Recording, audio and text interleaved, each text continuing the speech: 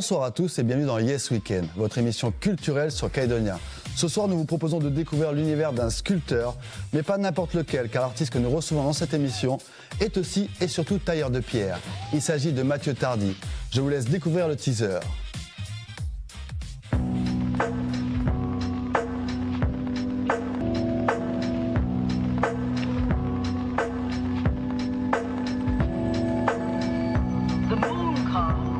Represents the journey into the unknown. The dog and the wolf, fears of the mountain. Mathieu Tardy est un nom qui ne vous dit sûrement pas grand-chose si vous n'êtes pas au fait du microcosme artisanal local. Artiste et tailleur de pierre passionné par le pays et son histoire, ce Parisien de naissance qui met les pieds sur le territoire en 2005 est une personne plutôt discrète qui peaufine son art loin des regards dans son jardin secret.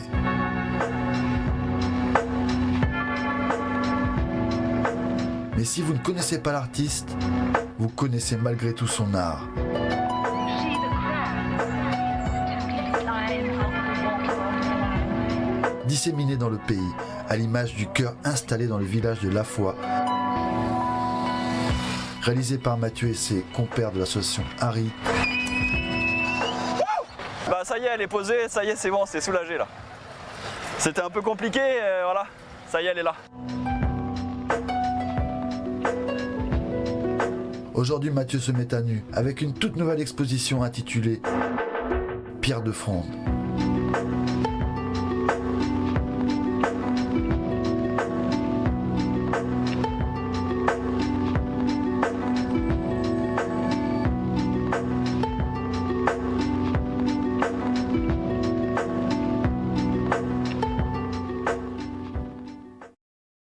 Nous recevons Mathieu depuis Nouméa, depuis notre studio de Nouméa. Bonsoir Mathieu.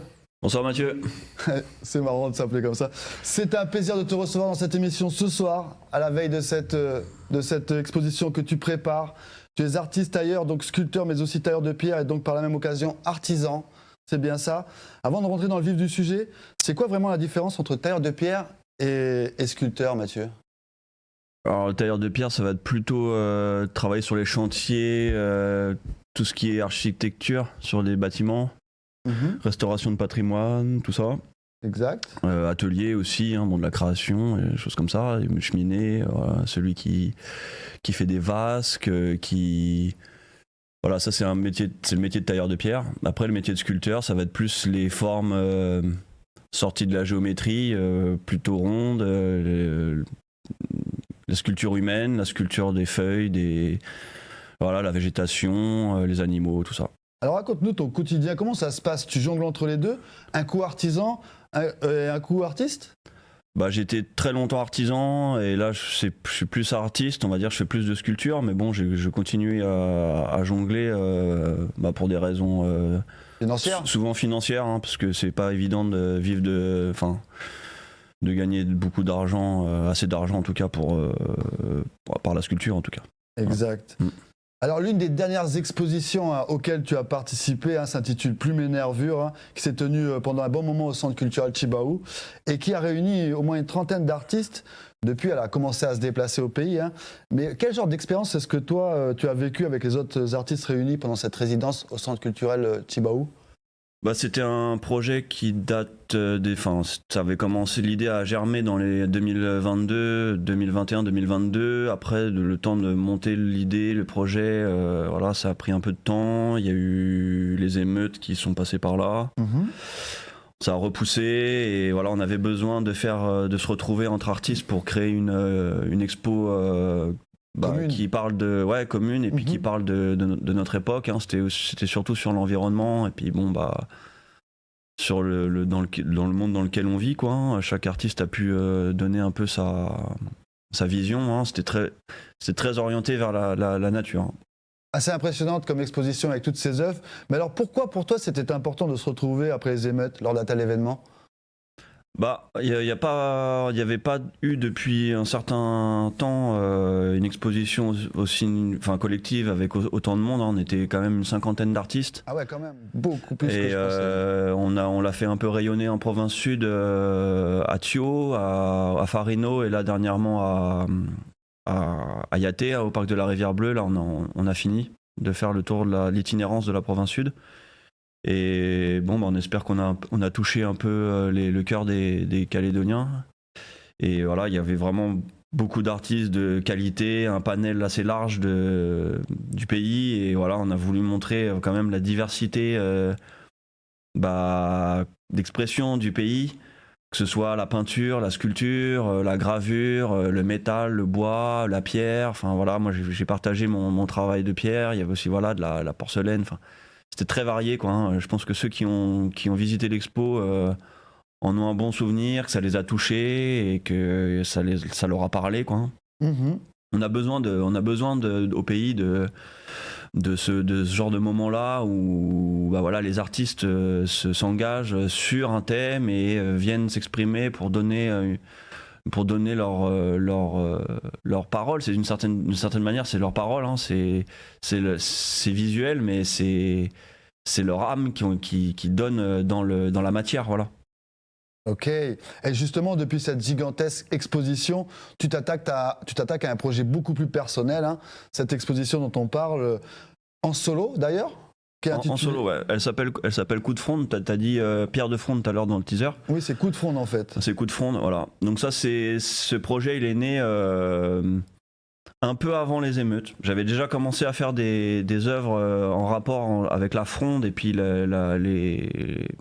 la nature. En fait, la fronde, pour moi, c'est un objet qui percute, qui choque. Et je me suis rendu compte que c'était un objet que beaucoup de peuples avaient utilisé dans leur quotidien. Hein, voilà. Et ici, au pays kanak, voilà, la fronde, elle a quand même une grande importance. Hein. On trouve souvent des pierres de fronde dans les jardins ou dans les motifs de chambranle et puis un peu partout. Aussi avec le tressage de la fibre pour faire le cordon de fronde. Et voilà, moi j'ai voulu styliser la pierre de fronde par rapport à ce choc, cette pénétration dans la matière. Et donc voilà, il y a des vrilles, il y a des tourbillons. Enfin voilà, j'ai voulu chercher des nouvelles formes par rapport à cette forme générale de la fronde qui est plutôt une forme d'ogive. Voilà. Et voilà, après les émeutes, ce qui s'est passé, c'est que je me suis retrouvé dans mon atelier tout seul, hein, comme pas mal de gens restés chez soi. Et du coup, j'ai commencé à travailler cette fronde. Je voyais les jeunes sur les barrages se battre contre les tanks et puis l'armée avec des pierres. Et je me suis dit, je suis carrément dans le quotidien, dans le thème. Et du coup, j'ai continué et j'ai voulu allier le bois, la pierre et puis créer quelque chose qui tourne, qui vrille, pour quelque chose, pour exprimer quelque chose qui part en vrille, quoi, en fait. Ok, très intéressant. Et cette exposition, j'imagine que c'est pas la première que tu fais en solo, quand même. J'avais fait une exposition en 2017 avec Thierry Mangin dans un hôtel à Nouméa, mais voilà, on était en binôme. Enfin, lui faisait son œuvre et moi la mienne, mais on peut pas dire que c'était une expo personnelle. Ok, on donc va dire que là, c'est ma vraie première expo où je mets mes tripes et ce que j'ai, vraiment intime. Pourquoi aujourd'hui ? Pourquoi cette première expo perso aujourd'hui ? C'était le bon moment pour toi ? C'est long hein, de créer parce qu'il faut allier quand même le temps de travail personnel et puis aussi les commandes.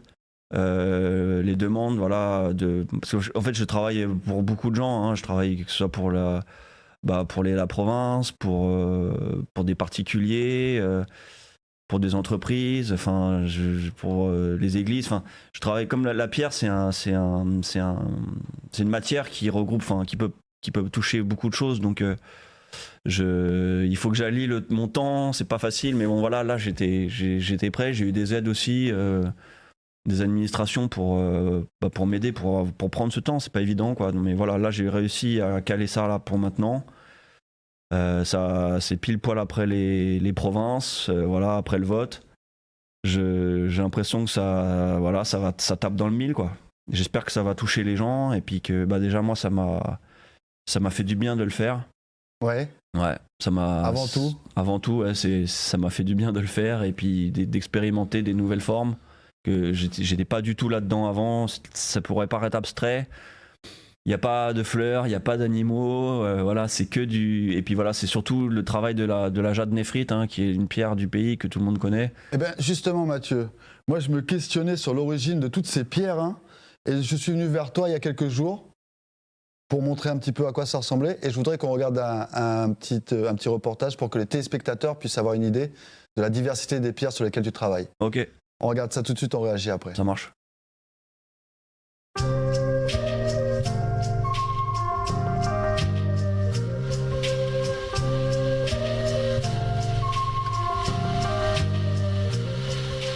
C'est chez lui, à Farino, que Mathieu Tardy prépare et peaufine sa future exposition.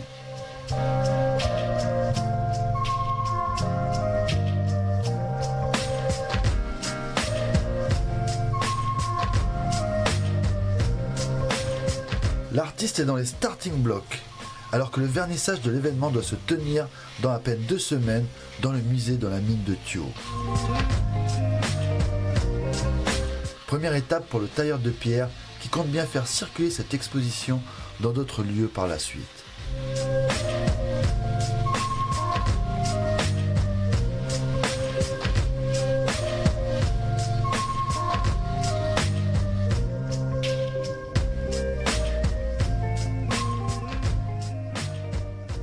Souvent ma base pour mes socles et tout ça c'est de la pierre bleue. Donc la pierre bleue elle est plutôt grise quand elle est sèche, mais quand on la mouille, elle devient foncée.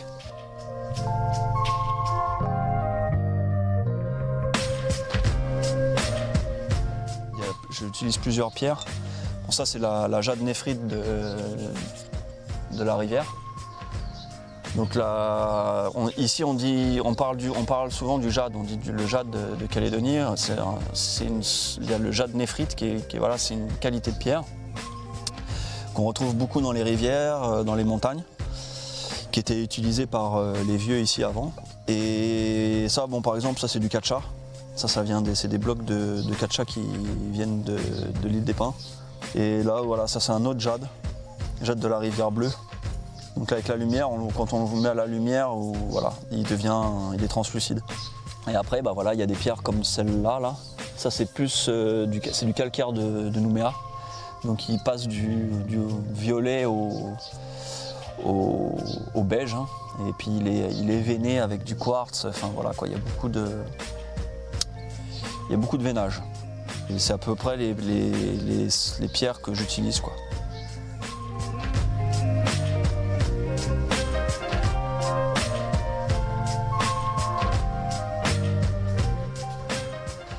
Là, on se trouve dans l'endroit où je fais mes petites sculptures, mes bijoux et tout ça. C'est mon atelier surtout pour la néphrite. Et là, je suis en train de préparer l'expo, donc c'était un peu le prototype pour la préparation de mes petites pièces. Donc là, je vais vous montrer un peu l'installation. Donc il y a différentes petites sculptures. Et elles sont illuminées par des lampes que je me suis embêté à placer et à mettre pour mettre en valeur le jade. Parce que comme le jade il est translucide, il a une certaine qualité qui fait que la lumière passe à travers.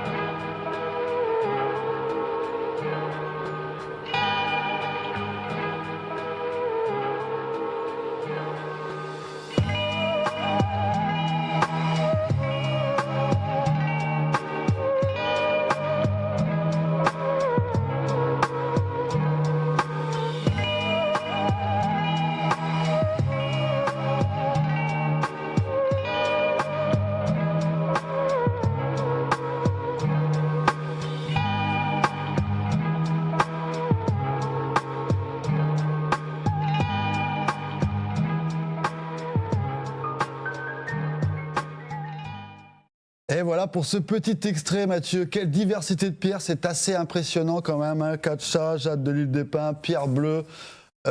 Qu'est-ce que cette exposition représente pour toi au fond? Ah, je suis vachement ému de voir les images parce que ça rend hyper bien, je trouve. Et bah voilà, hein, ça a été créé dans des moments pas forcément faciles. Donc bah, ça a été fait avec beaucoup d'amour, hein, je vais dire. Voilà, c'est ce que je disais tout à l'heure, le monde part en vrille, voilà. C'est ça. Le monde part en vrille bah voilà, les images qu'on voit là, c'est des ondes en fait. C'est des ondes quand on regarde l'eau, quand on regarde les ricochets, quand on regarde les gouttes tomber, on voit les ricochets frapper l'eau, sur la surface de l'eau. C'est aussi un regard d'enfant. Voilà, il y a plusieurs sentiments qui se sont mélangés dans tout ce qu'on a vécu ces dernières années. Hein. Et voilà, le coup de fronde, c'est pour dire que voilà, il y a de la lumière dans l'obscurité et voilà, faut quand même garder espoir, hein, malgré que ça part en vrille. C'est minutieux, c'est vraiment très beau. Si tu devais nous parler de ton style, de ta patte, comment tu le définirais aujourd'hui? Parce que ça ressemble pas non plus à ce que tu faisais avant, comme tu disais, des animaux ou quoi, qu'est-ce? On en a beaucoup parlé, effectivement, mais si on pouvait mettre un mot dessus, je sais pas, ce serait quoi? Tribal, moderne, minutieux? Enfin, tu fais souvent des œuvres gigantesques aussi? J'aurais pas les mots pour définir vraiment, mais on va dire que c'est plutôt moderne, hein, c'est contemporain. Je pense que je me cherche en fait encore. Hein, je suis toujours en train d'évoluer dans mon travail. J'ai l'impression que le travail de la pierre, il n'y a pas de limite, donc on peut chercher vraiment. Là, dans la néphrite, en plus, c'est une pierre qui est tellement fabuleuse, qui est tellement magnifique, qui se révèle à chaque fois. En fait, chaque pierre, c'est quelque chose de nouveau. Hein. C'est des nouveaux veinages, des nouvelles couleurs. Et du coup, voilà, on peut la travailler vraiment finement, les vider, là, comme on peut la voir. Là, c'est très délicat, hein, et c'est avec des outils minutieux qu'il faut le faire. Après, voilà, je m'éclate, hein, à faire tout ça, et j'espère que voilà, j'ai envie de le partager avec tout le monde. Et ton style est toujours en mouvement en fait, tu es toujours à la recherche de quelque chose. Là, c'est ça que j'ai voulu créer, c'est créer un mouvement. Donc les socles, ils sont ronds, on tourne autour, il y en aura 6 avec 36 pièces en jade comme ça, avec les éclairages. Donc j'ai envie de donner cette idée de tournis. Je pense que les gens, ils vont tourner autour, ils vont regarder, ça va leur faire tourner la tête. Et voilà, c'est ça que je ressens en ce moment. Voilà, tout ce qui se passe dans le monde et tout ça, ça me fait vriller, quoi. J'ai envie de vriller. Je pense qu'il y a beaucoup de gens qui ont envie de vriller, mais on reste calme et on garde espoir et on continue d'avancer avec persévérance. Avec persévérance, ouais. Et optimisme. Ouais. Tu as fait tes armes à Paris avant d'arriver ici. Hein. Ta passion pour la pierre et l'architecture paraît être une évidence pour toi depuis toujours. Dans ta jeunesse, tu passes un CAP métier de la pierre, suivi d'un brevet professionnel en monument historique que tu obtiens en 2002, avant d'aller te former par la suite aux Beaux-Arts de Paris. J'ai envie de dire, la pierre, elle a toujours fait partie de toi, on a l'impression, quoi. Bah en fait, ouais, dans Paris, c'est quand même une ville de pierre, et puis bon, bah partout, hein, tous les pays, tous les peuples ont de la pierre. Hein, c'est quelque chose qui nous rassemble en humanité, hein, je dis souvent ça. C'est ça. Il y a de la pierre dans toutes les civilisations et moi, j'ai grandi là-dedans. Hein, j'ai le souvenir d'aller dans les églises, visiter les monuments, les musées, que ce soit musée d'art moderne, musée d'histoire. Il y a toujours eu de la pierre, quoi, dans mon entourage. Et justement, tu grandis à Paris, justement, où la pierre est partout, comme tu le dis. Ouais. Et tu arrives ici, où on la voit moins, la pierre, mais finalement, tu arrives sur une terre de minerais. Et finalement, quand on y pense, quand tu poses les pieds ici pour la première fois en 2005, est-ce que tu as ça à l'esprit? Est-ce que tu as ces pierres aussi que peut-être tu ne connaissais pas auparavant? Moi, je connaissais rien à la Calédonie. Hein. On me l'a pas enseigné à l'école. On m'a pas parlé de la Calédonie à l'école. On m'a pas parlé de la Calédonie dans ma famille. Et puis quand je suis arrivé ici, je me suis pris une sacrée baffe en fait, parce que j'ai vu qu'il y avait le travail du bagne, qui était au début, il y a 20 ans, on commençait à restaurer les bâtiments du bagne. Et puis à force, je me suis renseigné sur. J'ai commencé à énormément apprécier l'art kanak. Et je me suis rendu compte que les objets de prestige, c'était aussi en pierre, quoi. Donc là, j'ai commencé à vraiment me passionner pour tout ce qui était objets en jade, à chercher des documents, à pouvoir regarder les bouquins, que ce soit voilà, les livres de jade et de nacre, les bouquins des ethnologues, archéologues et tout ça, tout ce qui était lapita, voilà, on pourrait dire que ça ressemble ce que je fais à du lapita. Voilà, le lapita, c'est mondial, quoi. Hein. Donc pas si moderne finalement. Non, mais les lignes sont modernes en fait. Tout est, on regarde ça, on a l'impression que ça a été, pour moi, hein, j'ai l'impression que ça a été fait hier. Et puis c'est des symboles qui sont universels en fait. On peut retrouver ces symboles-là chez les Mayas, chez les Bretons, chez les Kanaks, chez les Maoris. Mais justement, c'est pas vraiment un métier à la mode, et finalement, pourtant, c'est l'un des premiers métiers qui existent depuis les débuts de l'humanité. C'est un des métiers qui se perdent. Hein. C'est complètement. Les jeunes ne veulent plus faire ça. Ici, il y a une connotation. Voilà, la pierre, c'est le bagne. Donc, c'est un passé qui est lourd. Ça serait chez les Kanaks, la hache ostensoir, il y a personne qui n'en fait plus à ma connaissance. Hein. Oui. Je vois pas la hache ostensoir dans les. Pas nulle part, quoi. Oui, des nouvelles, disons. Voilà, des nouvelles créations ou même une reformulation par rapport à cet objet ou même le travail de la pierre dure dans le pays, quoi. Mais justement, comme tu le dis, c'est une pratique qui se perd et pourtant c'est un métier, j'ai envie de dire, qui est noble et nécessaire. Qu'est-ce qui bloque selon toi pour que les jeunes reprennent le flambeau en fait ? En fait, je pense que c'est pas que la pierre, mais c'est des métiers de passion. Donc c'est des métiers qui sont assez difficiles physiquement. Et puis c'est une lutte. Pour moi, hein, c'est une lutte contre la matière. D'accord. Mais aussi contre, quoi. C'est physique, quoi. Mais il faut aimer ça, hein. Faut aimer la poussière, faut pas avoir peur de se salir. Maintenant, on n'est plus dans cette époque vraiment là du labeur et. On est plutôt sur les écrans. On est plutôt sur les écrans. J'ai envie de comparer ça aussi à l'agriculture. Hein. La pierre, c'était des objets ruraux en fait. On les utilisait pour défricher, pour couper les arbres et tout ça. Aujourd'hui, on regarde les gens ne veulent plus aller non plus vers l'agriculture. Ouais. Il manque d'agriculteurs. Voilà. On va vers la fin du monde. Non, je rigole. Non, mais voilà, on est dans une époque de mécanisation. Tout à fait. Toi, tu es une personne discrète, je dirais, à première vue, mais finalement, j'ai envie de dire que ton art, il parle pour toi. À ta place, bon, tu me diras ce que tu en penses. Mais enfin, en tout cas, il est disséminé dans beaucoup d'endroits sur le territoire. Tes œuvres ont fait de toi un artiste incontournable. Qu'est-ce que cela t'inspire, finalement ? Pas grand-chose. Si. Moi, je suis on va dire un petit rat d'atelier. Je reste dans mon atelier, je suis tranquille dans mon atelier. Parfois, je fais des résidences. Quand on m'invite, j'ai envie de partager mon métier.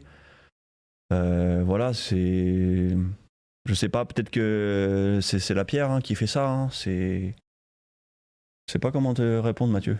Et au niveau de la transmission, je reviens un peu en arrière, mais tu avais tenté de transmettre quand même à des jeunes d'ici. Il y en a qui ont participé un peu, non ? C'est souvent dans des résidences artistiques, mais c'est sur des temps courts. Donc, comme c'est un métier, c'était long en fait pour l'apprentissage. Ouais, c'est difficile de transmettre quelque chose. Je peux transmettre des petites bases techniques, mais sinon, dans le fond, je pense que c'est soi-même si on veut faire la démarche. Moi, j'ai appris le métier de sculpteur à l'école, de tailleur de pierre à l'école, mais il y a une grande part d'autodidacte en fait dans tout ça, d'aller se renseigner, de chercher des outils, faut vraiment faire le pas et puis c'est difficile de transmettre. Il y a pas forcément d'école d'art ici non plus. Donc, et toi Mathieu, qu'est-ce que tu as appris de la Nouvelle-Calédonie à travers ton travail ? C'est un travail de patience, d'humilité, donc je pense que l'humilité, je l'ai appris aussi avec les gens d'ici. Et puis, j'ai appris tellement de choses, j'ai l'impression d'être rené ici en Calédonie, quoi. Comme un enfant sur les bancs de l'école. Mathieu Tardy, on arrive à la fin de cette émission malheureusement. Enfin, c'était très intéressant de t'entendre parler de cette exposition qui, on le rappelle, aura lieu le vernissage, si je ne me Le trompe pas. lundi 20 juillet à Thio. Après, elle va aller à Farino, au gîte Terre de Soleil, et elle finira à la FOL. Alors qu'est-ce qu'on peut dire aux gens pour qu'ils aient envie de venir la voir encore plus que ce qu'on a vu là? Ah bah faut venir voir la pierre du pays, c'est notre patrimoine commun.